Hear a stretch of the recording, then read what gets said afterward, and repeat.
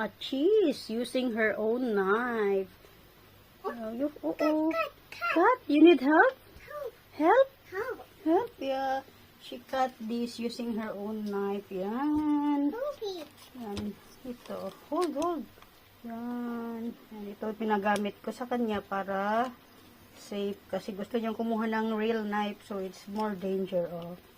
Yan. Oh, enough na. This one. Okay?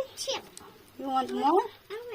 Here, you cut her. You should cut here. Ayun, nakakuha siya.